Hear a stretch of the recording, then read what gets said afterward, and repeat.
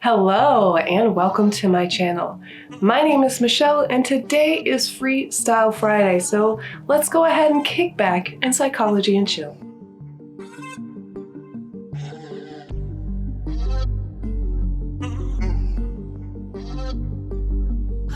Today, I'm going to talk about something that is on the bottom of my nerves. It is tickling the nerves and it's saying,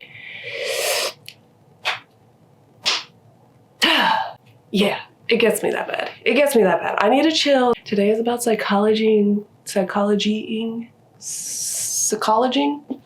I need to chill. Today is about psychology, not about raving, but I need to talk about this because it is kind of an epidemic.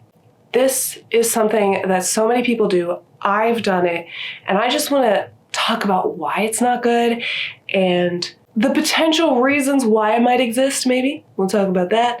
And overall, I'm just going to explain why it bothers me. So if you're interested in hearing about why it bothers me, that people type based off their personal experience in comparative typing, go ahead and stick around.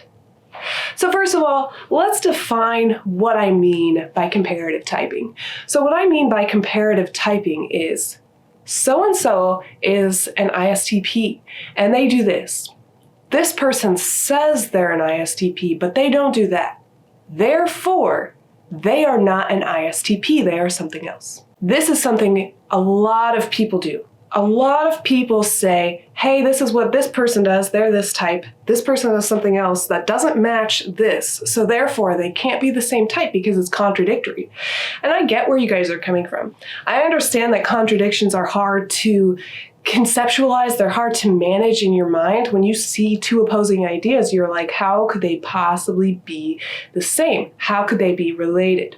But psychology is deeper than that, and personality is deeper than that. With cognitive personality, we're not talking about how somebody interacts with the world per se. We're not talking about what you perceive off of them as an external person.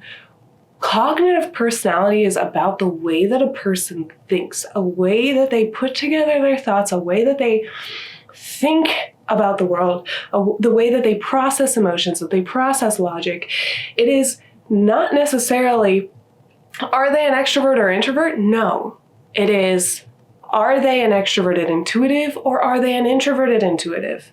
And making these kind of decisions based off the way that they process thoughts, not necessarily the way that they act. So one of the biggest reasons that I think people comparative type is because they think that a behavior is indicative of a cognitive function. Now, this could be true. It could be true that people with a certain cognitive function, let's say, for example, extroverted feeling, they might want more emotional support. That is a behavior that might come with extroverted feeling, and we might see that a lot.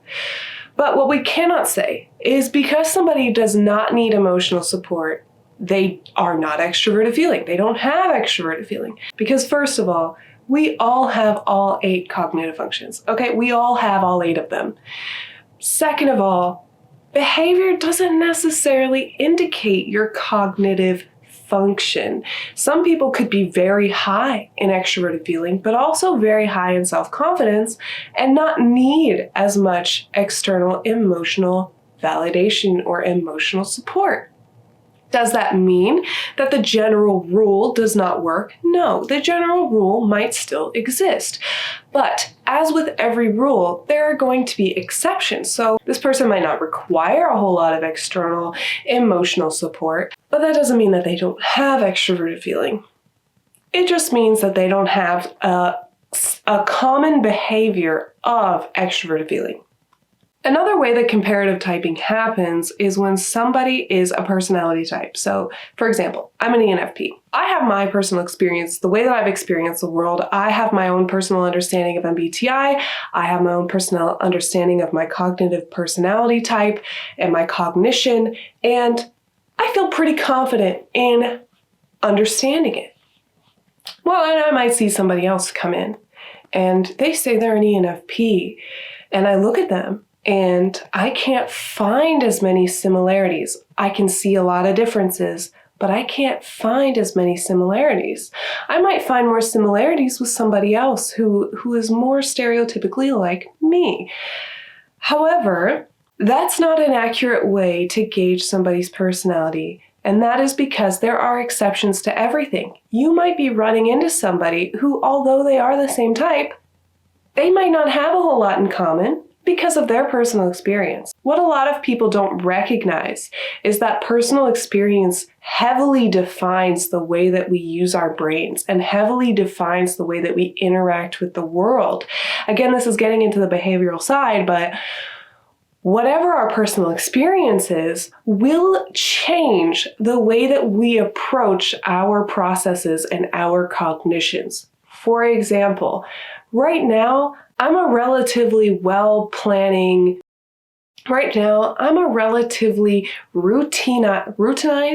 I routine, I like comfort. I like doing things the same way every day, but I do that because I've recognized that I need that in order to have more freedom to be in the moment. By making certain parts of my life more routine, I've realized that I have more freedom in the moment to act on what I've already determined is my normal routine. I can therefore have more flexibility to change it because it is not something I'm actively thinking about. So the more I create routines that are under the conscious level that I'm not necessarily always thinking about, but are there, such as what I eat for breakfast, how I have my normal daily routine, how I handle going to bed, etc., I'm able to hit more of the things that I know I need to do, especially with personal care, and have more freedom to be in the moment and not have to think about those things. Is that normal for all ENFPs? Of course not. Am I trying to say I'm special? Of course not. All I'm saying is that I recognized this issue with myself very early on. I learned about MBTI when I was 16.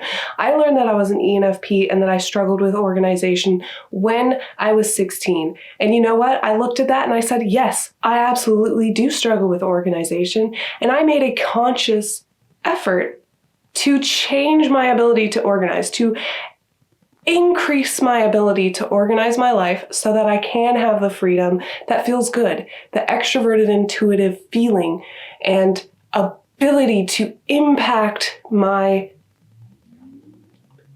external world through my extroverted intuition. Because I have practiced my introverted sensing, I have more freedom now. And that's not something that the majority of ENFPs have done. It's just not. There's a reason why ENFPs have stereotypes. And just because somebody does one thing doesn't mean that they're not another thing. That's just not how it works. Another way personal experience might affect somebody's type is like, say, you're a person whose family is a whole lot of logical thinkers. All of them shun emotion away. They shun feelings. They shun anything that they can't tangibly and logically understand. If you were to grow up in such an environment, whether or not you were a more intuitive feeler, you would have more access to the logical, concrete reality because of your surroundings, because those values were instilled in you early on. So I've met a lot of people who are maybe INFJs or INFPs who think that they are thinkers and think that they are more of a sensor because their family grew them up in such a way that that was the appropriate way to interact with the world, and it was encouraged, and feelings and intuition were mildly discouraged or maybe ignored or whatever it might have been. All kinds of experiences like these are happening all the time. All kinds of people are experiencing things that affect how they act in real life and how they view their cognition and how they use their mind, because nature only has so much effect on a person's personality. Nurture has just as much, if not more, effect on somebody's personality. So, in short, what I'm getting at is comparative typing is going to hold you back. It's going to make you create a whole lot of internal biases that are going to be really hard to break out of. And the sooner that you recognize that you're comparative typing, the sooner you'll be able to stop yourself. I used to comparative type as well. I used to be like, if this is my experience, then that's the experience for many. Yes and no. If you look at the math, if we split the 16 personalities evenly amongst all of society, that's about 500 million people. 500 million people are ENFPs. 500 million people are ISTJs.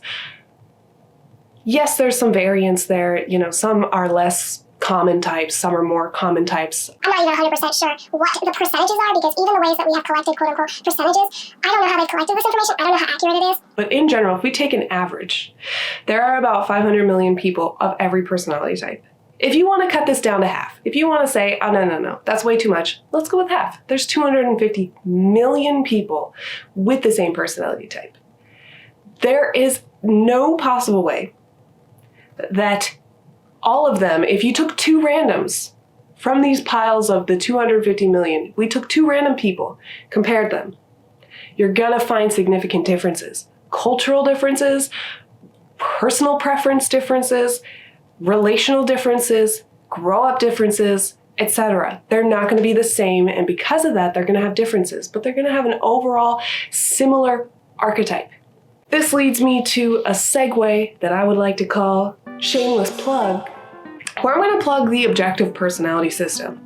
I very much so enjoy the objective personality system because they have 512 different personality types. That means that there are 32 variations of any of the 16 personality types. So if you're an ENFP, you could be on one end of the spectrum of ENFP, and someone you meet could be on the absolute opposite end of the spectrum of ENFP, one of the 32 different types.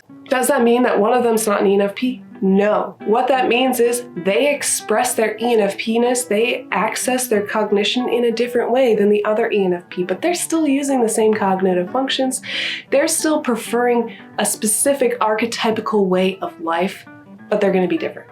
So if you're interested in really deep diving into personality and really trying to see the spectrum of people within a specific personality type, objective personality is the way to go. They type people based off double-blind tests where two people in separate rooms type somebody and try to get the same type. The only way that they've been able to find that they can accurately type people is by having 512 different personality types, because these small variances can make someone appear to be a different type than they are, because maybe they prefer a part of their brain that most or the stereotypical ENFP might not.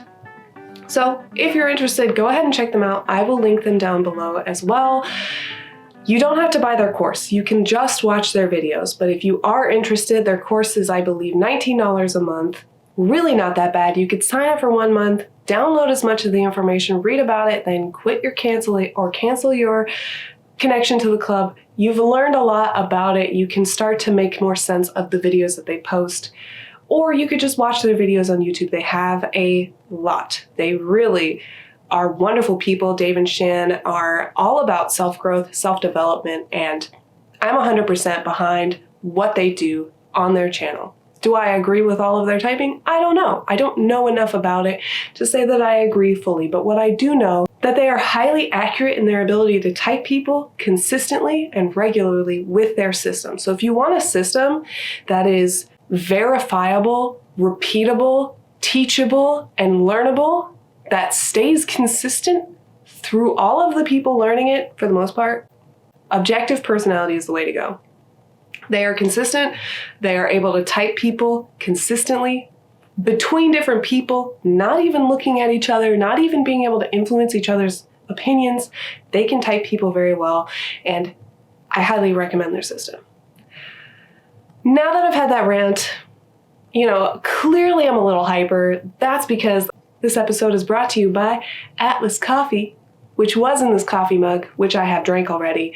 And Atlas Coffee is amazing. They send you coffee every single month that is a single origin, uniquely roasted coffee. They roast it literally the day before they send it out to you. So you're getting it within a week of when it has been roasted, it makes a huge difference in the flavor if you're a coffee nerd like I am.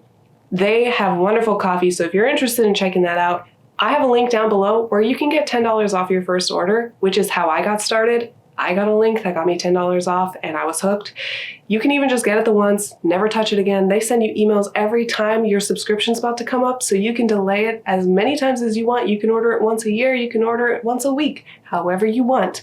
They will be able to provide for you. So if you're interested in that, the link's down below. But if you're not interested in coffee, thanks so much for watching. I really appreciate that you have chosen my channel and chosen this video to watch. If you like it, go ahead and please like and subscribe. And if you want to support what I do here at the channel, go ahead and head over to my Patreon, sign up. All the videos that come out on my channel will be available a day early with no ads on my Patreon. But even if you're just here to watch this video and that's it, I want to thank you guys so much for watching, and I really hope you have a beautiful, amazing, fantastic day. Bye!